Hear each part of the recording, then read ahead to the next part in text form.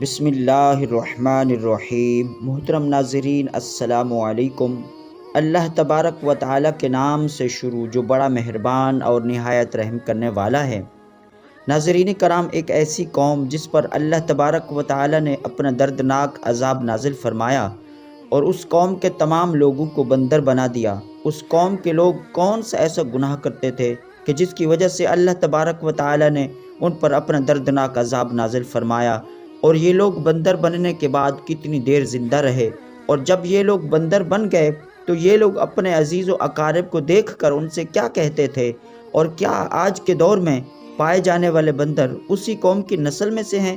ان تمام تر سوالات کے جوابات قرآن و حدیث کی روشنی میں آج کی اس ویڈیو میں ہم آپ کو بتائیں گے، لہٰذا آپ سے گزارش ہے کہ ہماری اس آج کی ویڈیو کو اینڈ تک ضرور دیکھیے گا۔ شکریہ۔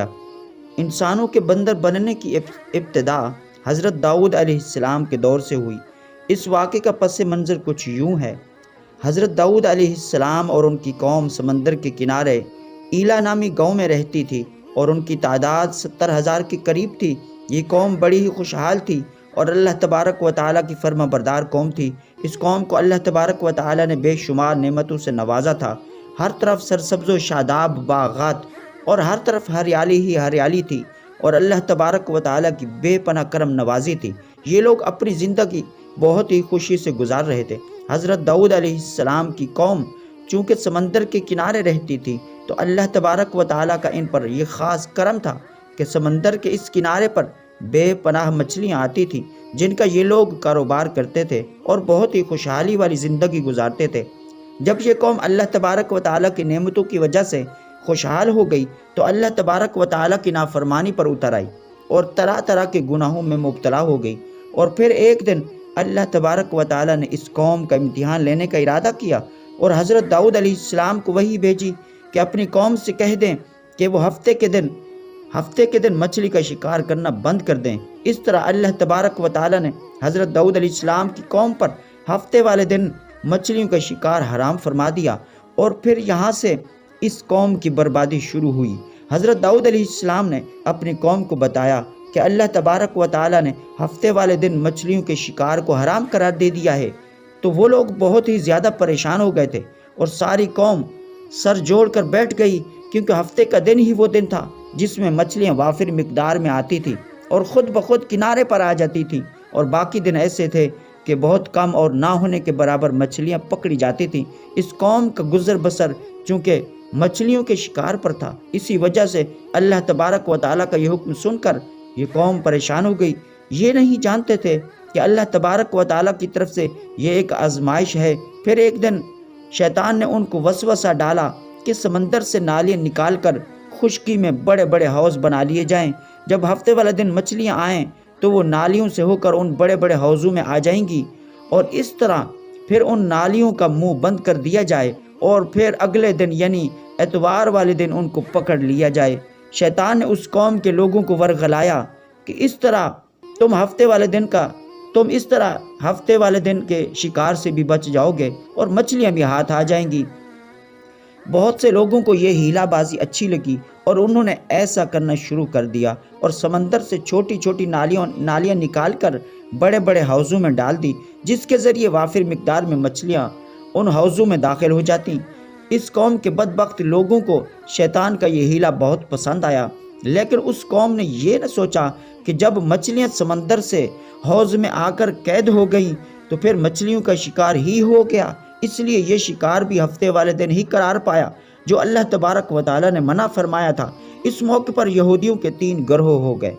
کچھ لوگ ایسے تھے جو شکار کرتے تھے لیکن اس شیطانی ہیلے سے منع کرتے تھے، اور بیزار ہو کر شکار سے باز رہے، دور رہے، اور کچھ لوگ اس کام کو دل سے برا جان کر خاموش رہے لیکن انہوں نے شکار نہ کیا، اور دوسروں کو منع بھی نہ کرتے تھے، بلکہ یہ لوگ منع کرنے والوں سے یہ کہتے تھے کہ تم لوگ ایسی قوم کو نصیحت کرتے ہو جنہیں اللہ تبارک و تعالی ان قریب ہلاک کرنے والا ہے اور ان پر اپنا دردناک عذاب نازل فرمانے والا ہے۔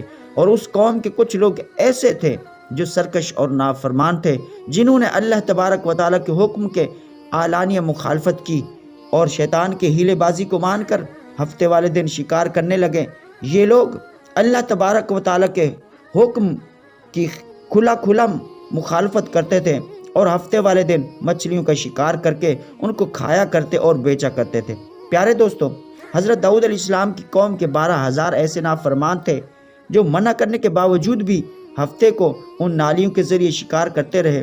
حضرت داؤد علیہ السلام نے ان 12,000 نافرمانوں کو اللہ تبارک و تعالیٰ کے عذاب سے ڈرایا کہ وہ اللہ تبارک و تعالیٰ کے اس نافرمانی سے باز آ جائیں، لیکن وہ لوگ باز نہ آئے اور کھلے عام شکار کرنے لگے۔ چنانچہ وہ لوگ جو اس بات کو برا جانتے تھے، ان لوگوں کو اپنے اور ان نافرمانوں کے درمیان ایک دیوار کھڑی کر دی تھی، جس کی ایک طرف وہ 12,000 نافرمان رہتے تھے اور دوسری طرف وہ لوگ تھے جو شکار سے باز رہے۔ حضرت داؤد علیہ السلام نے اپنی اس قوم کے نافرمانوں کو بارہا سمجھایا، لیکن یہ لوگ اپنی نافرمانی سے باز نہ آئے اور اسی طرح اللہ تبارک و تعالیٰ کی نافرمانی کرتے رہے اور شکار کرتے رہے۔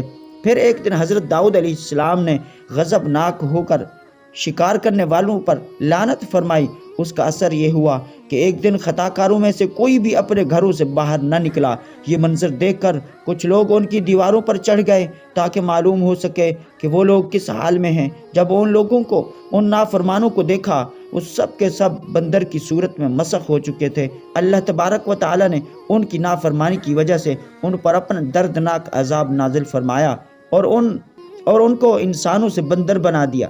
جب لوگ ان مجرموں کا دروازہ کھول کر ان کے گھروں میں داخل ہوئے تو وہ بندر اپنے رشتہ داروں کو پہچانتے تھے اور ان کے پاس آ کر ان کے کپڑوں کو سونگھتے تھے اور زاروں قطار روتے تھے، لیکن وہ کچھ بول نہ سکتے تھے۔ اللہ تبارک و تعالیٰ کے ان نافرمان بندر بن جانے والے لوگوں کی تعداد 12,000 تھی۔